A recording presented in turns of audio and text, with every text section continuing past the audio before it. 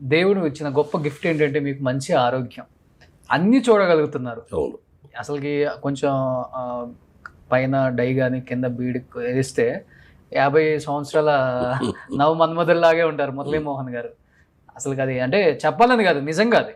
ఎందుకంటే మీకు ముడతలు రాలేదు అంటే that is the credit of our jeans. అవును, మై పేరెంట్స్ నాకు ఇచ్చిన జీన్స్. అవును. ఫాదర్ 96 సేతుపతి గారు, నాన్నగారు నాన్నగారు 95 years కదా, అసలు నడుస్తూనే ఉన్నాడు. ఆఖరికి ఆ లాస్ట్లో హాస్పిటల్కి వెళ్ళేటప్పటికి కూడా ముందు రోజు కూడా నడిచారు. రోజు మార్నింగ్ లేవగానే నడుస్తారు. ఆయన ఏజ్ వచ్చేసింది, తోలుతున్నారు అని చెప్పి అమెరికా నుంచి ఒక చైర్ లాంటిది, వీల్ చైర్ లాంటిది ఒకటి తెప్పించాం. 4 చక్రాలు ఉంటాయి, అది పుచ్చుకొని నడుచుకుంటూ వెళ్ళిపోతారు అనమాట. మధ్యలో ఎప్పుడు ఆయాసం వచ్చినా లేకపోతే ఆగాలన్నా కూర్చోవాలన్నా దాంట్లోకి వెళ్ళి కూర్చోవచ్చు. ఓ వాటర్ బాటిల్, న్యూస్ పేపరు, కావాల్సిన అన్నీ ఉంటాయి దాంట్లో. సూపర్. అలా పెట్టి నడిచకుండా వెళ్ళిపోయేవారు. అమ్మగారు 100 years, 100. ఇంకొక నెల అయితే 100 పూర్తయి 101లో కూర్చోవారు. కానీ సార్ ఒకటి మాత్రం మీ దగ్గర నుంచి నేను నేర్చుకుంది, నా లైఫ్లో కూడా ఉపయోగపడింది అంటే commitment, dedication, punctuality, time to time. ఎందుకంటే మీరు ఒక హీరోగా ఉన్నప్పుడు ఎప్పుడు నేను హీరో అని ఫీల్ అవ్వలేదు. హీరోగా చేశారు, క్యారెక్టర్ ఆర్టిస్ట్గా చేశారు, తండ్రిగా చేశారు. ఈ 3 మీరు చేసిన సందర్భాలు నేను అన్ని సినిమాల్లో గమనిస్తూనే ఉంటాను. నేను హీరోని, నేను ఎందుకు చేయాలి ఆ క్యారెక్టర్ అనుకుంటే మురళీమోహన్ గారు ఇన్ని సినిమాలు చేసేవాళ్ళు కాదు, ఇన్ని పాత్రల్లో మీకు అవకాశం కూడా వచ్చి ఉండేది కాదు. కానీ ఇప్పుడు వస్తున్న జనరేషన్ నేను ఒక సినిమా తీసామంటే నేను హీరోని రా, ఒక చిన్న క్యారెక్టర్ నేను చేయను అనే రేంజ్లో ఉన్నారు ఇప్పుడు కూడా. మిమ్మల్ని చూసి నేను ఎస్పెషల్లీ మీకు ఫ్యామిలీకి దగ్గరగా ఉంటాను కాబట్టి నేను ఫస్ట్ నుంచి కూడా అబ్జర్వ్ చేసి నేర్చుకున్నాను, అడిగి నేర్చుకోలేదు. మీ క్యారెక్టర్లు చూసి, మీ నడవడిక చూసి, మీ మాటలు చూసి. ఇంకొకటి, బిజినెస్లో సక్సెస్ అవ్వడం చాలా కష్టం ఒక ఆర్టిస్ట్ అనేవాళ్ళు. శోభన్ బాబు గారు అన్ని ఎకరాలు కొన్నారంట అనేది మాత్రమే తెలుసు, కానీ రియల్ ఎస్టేట్లో జేబేరీ లాంటి సంస్థను స్థాపించారనేది చరిత్రలో లేదు. అది కేవలం ఒక్క మురళీమోహన్ గారు మాత్రమే సాధ్యమైంది. ఇన్ని సక్సెస్ఫుల్ వెంచర్స్, మీ కార్పొరేట్ ఆఫీస్ ఎత్తుక్కోవాలనుకుంటే జేబేరీ కొడితే ఒక 100-200 వస్తాయి గూగుల్లో. అన్ని సక్సెస్ఫుల్ వెంచర్స్. ఇప్పుడు నేను వచ్చినప్పుడు కూడా మీకు మీ ఆఫీస్లో ఇవ్వాల్సిన మీ స్టాఫ్ శాలరీస్ కూడా పక్కన ఒక పేపర్ పెట్టుకొని కరెక్ట్గా ఉందా లేదా, ₹1 ఎక్కువైనా ₹1 తక్కువైనా బాగోదని అన్ని టిక్కులు కొట్టుకుంటున్నారు. ఇది చూసి ఇంకా సర్ప్రైజ్ అయ్యాను నేను. ఇది కూడా నేను నేర్చుకోవాలి. ఇప్పుడు ఏంటంటే సార్, 1 కోటి 2 కోట్లు టర్న్ ఓవర్ రాగానే నా అకౌంటెంట్ చూసుకుంటారులే, నా హెచ్ఆర్ చూసుకుంటుందిలే, నా కింద పిఏ మాట్లాడతారులే అనే స్థాయికి వచ్చేసారు ఇప్పుడు. అందుకే బిజినెస్లో ఫెయిల్ అవుతున్నారు. ఇవన్నీ చాలా కష్టం చూసుకోవడం. ఇన్ని వేల కోట్లకి అధిపతి అయినా, జేబేరీ సంస్థలకు అధిపతి అయినా ఇది ఇంకా మీ దగ్గర నుంచి పోలేదు అంటే ఏంటి సార్ అంత కమిట్మెంట్ ఏంటి అసలు? అంటే ఏది చేసినా మన కమిట్మెంట్ లేకుండా చేయకూడదండి. నెంబర్ 1, నాకు చిన్నప్పటి నుంచి బిజినెస్ మ్యాన్ అవ్వాలనేది కోరిక. అసలు సినిమా యాక్టర్ అవ్వాలని కానీ అవుతానని కానీ అసలు ఆలోచన కూడా లేదు. సరే, మా ఫాదర్ కూడా బిజినెస్ మ్యానే. ఆయన ఫారెస్ట్ కాంట్రాక్ట్స్ అవి చేసేవారు, టెంపర్ ఇది అని చేయడం. నాకు హై స్కూల్లో చదువుకునే రోజుల్లో నుంచే సమ్మర్ హాలిడేస్ రాగానే వెళ్ళిపోయేవాడు అక్కడికి. ఆయన ఆదిలాబాద్ డిస్ట్రిక్ట్లో చేసేవారు కాంట్రాక్ట్స్. వెళ్ళి ఆయనతో పాటు ఆ ఫారెస్ట్లోకి వెళ్ళిపోవటం, ఇవన్నీ కటింగ్ చేయించడం, ఇవన్నీ నేను చేసేవాడిని. తర్వాతకు వచ్చేటప్పటికి ఇంట్లో ఆడపిల్లల పెళ్ళిళ్ళు అయిపోయిన తర్వాత బిజినెస్ చేయడానికి ఏమో డబ్బులు లేవు. నాకేమో చదువు వంట పట్ల చదువు మీద ఎప్పుడు జాస్తి ఉండేది కాదు. ఏం చదువుకున్నారు అంటే ఇంటర్మీడియట్ ఫెయిల్ అయ్యాను, 2 సార్లు ఫెయిల్ అయ్యాను. అప్పుడు ఈ ఇంటర్మీడియట్ కాదు, పాత ఇంటర్మీడియట్. ఆ ఇంటర్మీడియట్ ఫెయిల్ అయ్యాను. ఫెయిల్ అయిన తర్వాత మనకి ఇది అంటే చదివేవాడిని, బాగా చదివేవాడిని, కష్టపడి చేసేవాడిని, అన్నీ చేసేవాడిని. కానీ అక్కడికి ఎందుకో ఎగ్జామినేషన్కి వెళ్ళిపోయిన తర్వాత ఏదో అసలు మైండ్ బ్లాంక్ అయిపోయినట్టు, బాగా తెలిసింది రాయలేకపోయేవాడిని. ఎందుకులే మన ఆలోచనలు ఎటో వేరుగా వెళ్తున్నాయని చెప్పి వద్దులే అనుకొని బిజినెస్ చేద్దామంటేనే డబ్బులు లేవు, ఉద్యోగం చేద్దామంటే డిగ్రీ లేదు. ఆ టైంలో చిన్నాన్నగారే ఒక ఆయన పిలిచి, ఏలూరులో అయింది చాలా పెద్ద బిజినెస్, ఈ కిసాన్ ఇంజనీరింగ్ కంపెనీ అని, oil engines, electric Motors, tractors, చాలా పెద్ద బిజినెస్ ఆయన పిలిచి, ఇట్లా విజయవాడలో బ్రాంచ్ పెడదాం అనుకుంటున్నాను, నువ్వు వర్క్ చేస్తావా అన్నారు. చేస్తానండి అన్న. నెలకు ₹100 జీతం ఇస్తాను, లాభాల్లో 15 పైసలు వాటా ఇస్తాను. తప్పకుండా చేస్తానండి అన్న. ఇంకా రెండో మాటలేదు, ఎందుకంటే నాకు అంతకంటే గచ్చేద్దం కూడా ఇవ్వలేదు. చేసి దాంట్లో స్టార్ట్ చేసి కానీ మొట్టమొదట నేను ఆయన దగ్గర నేర్చుకునే కానీ నేను నేర్చుకున్న ప్రిన్సిపల్ కానీ టైం అనేది ఒక్క నిమిషం కూడా లేట్ చేయకూడదు. వాళ్ళు 8ంటికి షాప్ ఓపెనింగ్ అంటే 8ంటికి ఖచ్చితంగా ఉండాలి. ఓకే. లేట్ అయ్యి వాళ్ళ దారిలో ఏదో ట్రాఫిక్ వచ్చింది, ఇది వచ్చింది, అయిపోయాను అనే మాట అసలు రాకూడదు. అలా టైం ప్రకారం రావటం. తర్వాత ఇంకొకటి బాగా ఇదేంటంటే, మాకు ఆ రోజుల్లో కిర్లోస్కర్ ఆయిల్ ఇంజిన్స్ అని మాకు చాలా ఫేమస్ అయ్యి, మాకు 5 కోటా అనమాట నెలకి 5 చూడండి. ఎంతో డిమాండ్ ఉన్నాయి. మాకు 20 కావాలంటే ఇవ్వరు, ఓకే. అంత డిమాండ్ అనమాట దానికి. ఆ 5 ఇచ్చారు.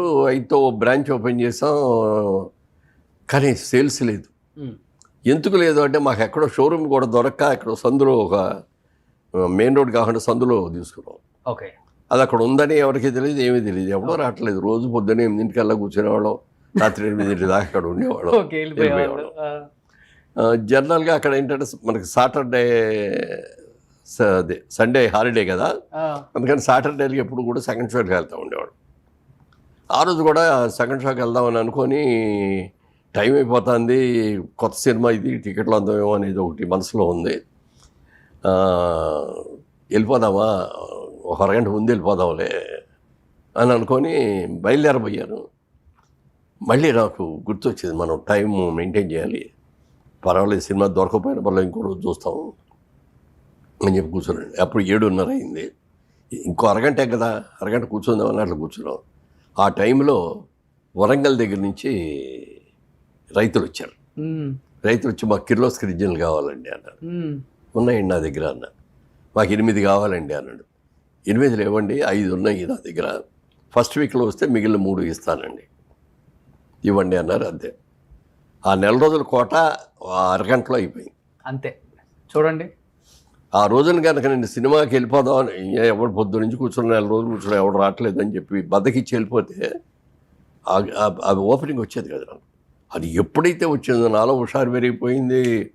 ఇంకా దాంతోపాటు ఇంకా అదర్ ప్రోడక్ట్స్ అవన్నీ కూడా తీసుకుని, ఓకే, అట్లా బాగా బ్రహ్మాండంగా చేశాను బిజినెస్. ఓకే. సో టైం అనేది మిమ్మల్ని నిలబెట్టింది. టైం అనే దానికి ఇప్పటికీ కూడా వాల్యూ ఇస్తారు. ఇక్కడ ఏదైనా బ్యాంక్ ఇంటర్వ్యూ ఇచ్చారు ఒకటి, 10:30కి రండి అన్నారు అనుకోండి, 10:15కే వెళ్ళిపోతాం మేము అక్కడికి.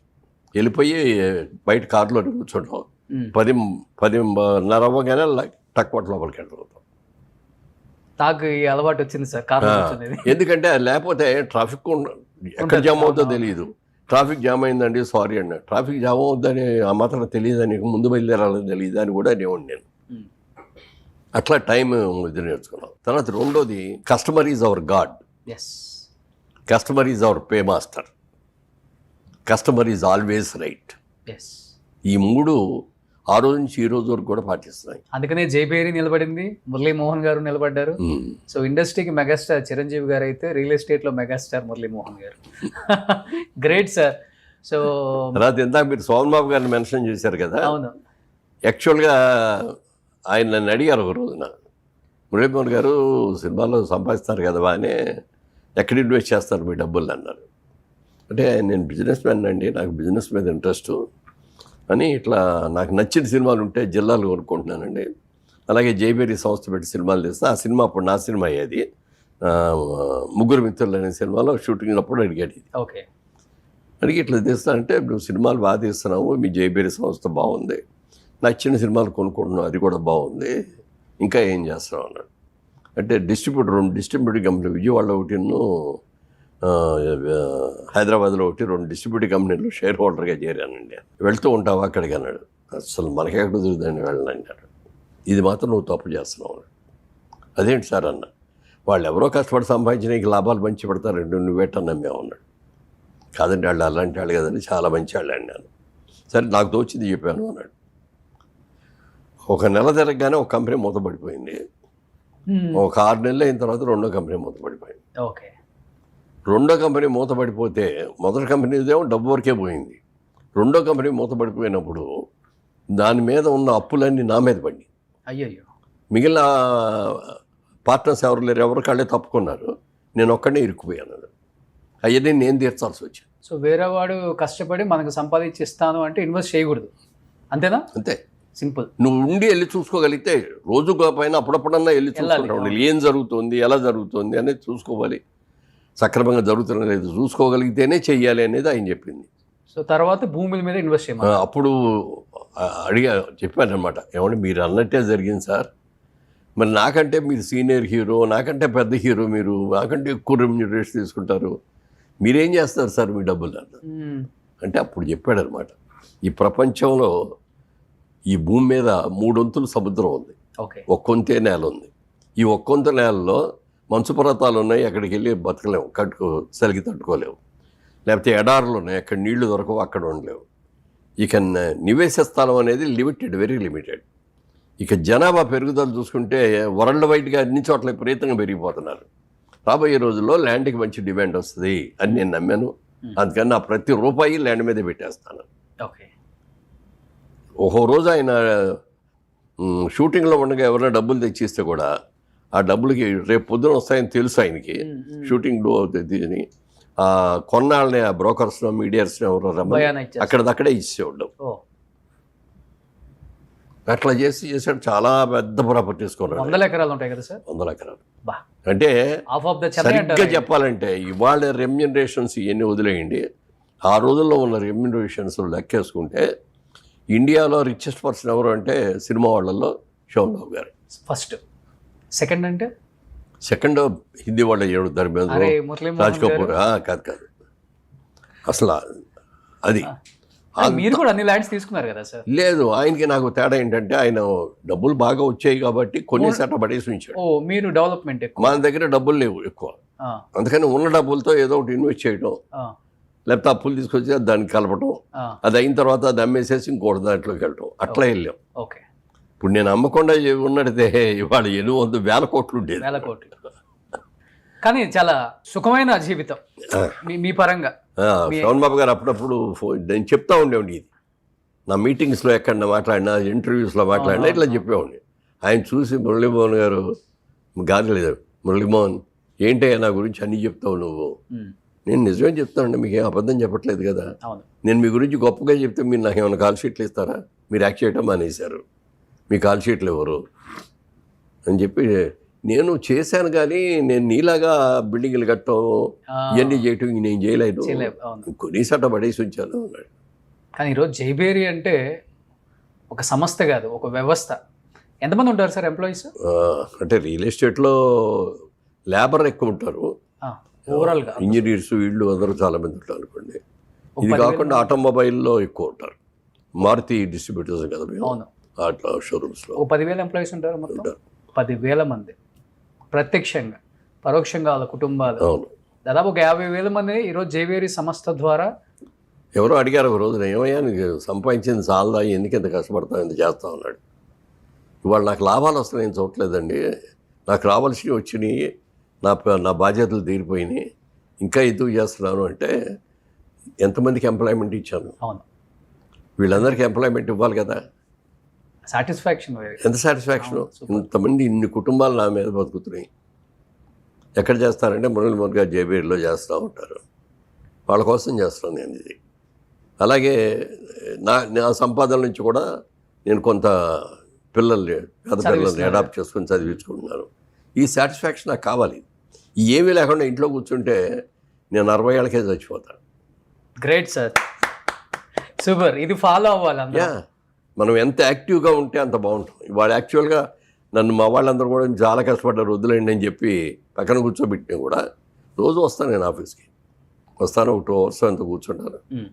ఇట్లాంటి మీలాంటి ఫ్రెండ్స్ వస్తే ఇంటర్వ్యూలు ఇవ్వటం, లేకపోతే ఎవరినైనా సలహాలు అడుగుతా అంటే వాళ్ళకి దానికి రావటం, ఏదో అప్పుడే మన ఏదో ఒకటి యాక్టివిటీ ఉండాలి. టైం ప్రకారం వస్తుంది. అది కూడా ఒకటే డ్రైవర్ని మెయింటైన్ చేస్తున్నారు. డ్రైవర్ దాదాపుగా అంటే నా పర్సనల్ డ్రైవర్ ఇప్పుడు 25 సంవత్సరాల నుంచి అదే డ్రైవర్. మీ హడావుడు ఉండదు సార్, మీరు ఎక్కడికి వచ్చినా కానీ సింపుల్గా ఒక్కళ్ళే వచ్చేస్తారు.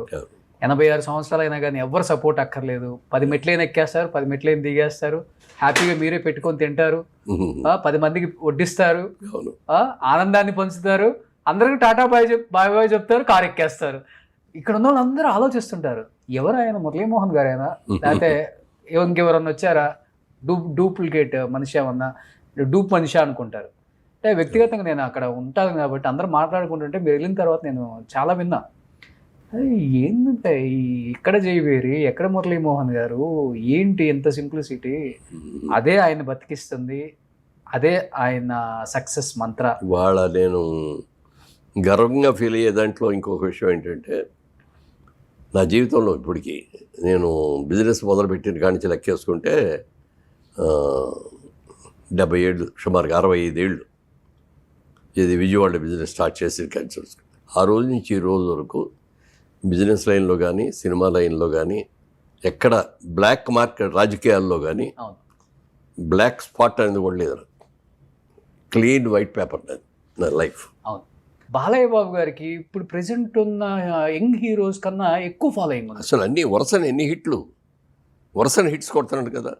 సబ్జెక్ట్ ఎంత మంచి. అఖండ సినిమా అదర్ దాన్ బాలకృష్ణ ఎవరు చేయరు, ఎవరు రీమేక్ కూడా చేయలేరు. అఖండ ఫస్ట్ ఆ క్యారెక్టర్ ఎవరు చేయాల.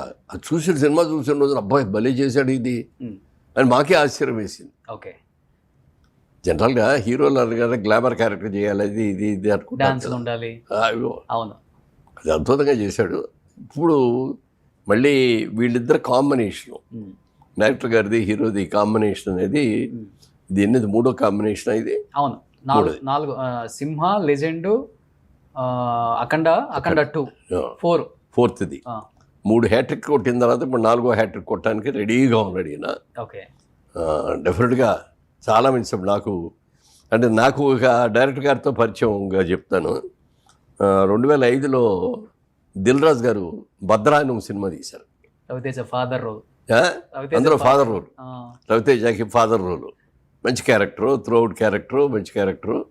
సినిమా చాలా బాగా ఆడింది, మంచి పేరు కూడా వచ్చింది. సినిమాకి వస్తే ఆటోమేటిక్గా ఆర్టిస్టులకు అందరికీ వస్తుంది కదా. అలాగే నాకు కూడా చాలా మంచి పేరు వచ్చింది. దాని తర్వాత దిల్ రాజు గారు ఒక సెంటిమెంట్గా పెట్టుకొని ఆయన చాలా సినిమాల వరుస నాకు ఇచ్చాడు, మంచి క్యారెక్టర్స్ ఇచ్చాడు. అలాగే డైరెక్టర్ గారు మీకు మంచి క్యారెక్టర్ చేయిస్తారని మీతో అన్నట్టు వచ్చాడు.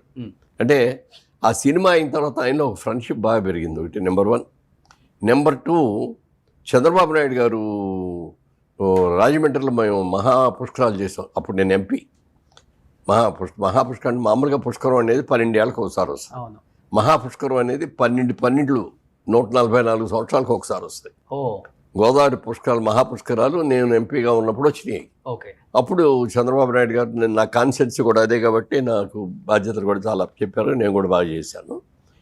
ఆ టైంలో రోజున పిలిచి ఆయన అన్నారు, మన సినిమా వాళ్ళ నుంచి ఎవరైనా వాళ్ళ సరైన వాళ్ళు చూడండి, ఈ డెకరేషన్స్ అవన్నీ మామూలు రొటీన్గా చేసేవాళ్ళు చేస్తారు, ఈ సినిమా వాళ్ళు బాగా చేస్తారు అని అంటే అప్పుడు డైరెక్టర్ గారిని పిలిచారు. ఓకే. అప్పుడు యాడ్ తీశారు.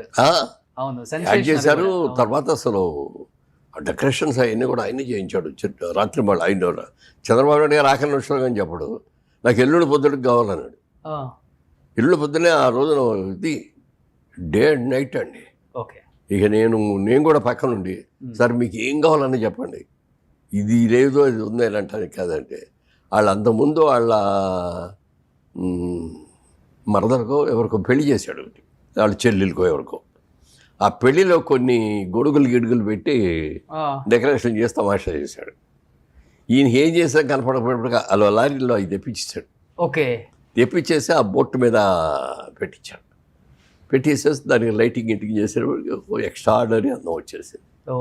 దానికి తగ్గట్టేమో చంద్రబాబు నాయుడు గారు అడిగారు, ఏదన్నా క్రాకర్స్ షో చేస్తే బాగుంటుంది ఇక్కడ అంటే మా రాజమండ్రిలో చాలామంది ఉన్నారండి, బ్రహ్మాండంగా చేస్తారండి. అలా కాదు అది దానికంటే బాగుండాలన్నారు. అప్పుడు చెన్నైలో ఫైట్ మాస్టర్ ఒక ఆయన ఉన్నాడు, ఈ క్రాకర్స్ ఇవన్నీ చేసేది, పేరు మర్చిపోయాను, పేరు గుర్తులేదు. అతను ఫోన్ చేసి అర్జెంటుగా బయలుదేరి వచ్చాడు. వచ్చేట చంద్రబాబు నాయుడు గారు చెప్పారు ఇది చేయాలి అని అంటే, సార్ కొంచెం బడ్జెట్ ఎక్కువ అవుతాడు, పర్వాలేదు చెప్పు అన్న.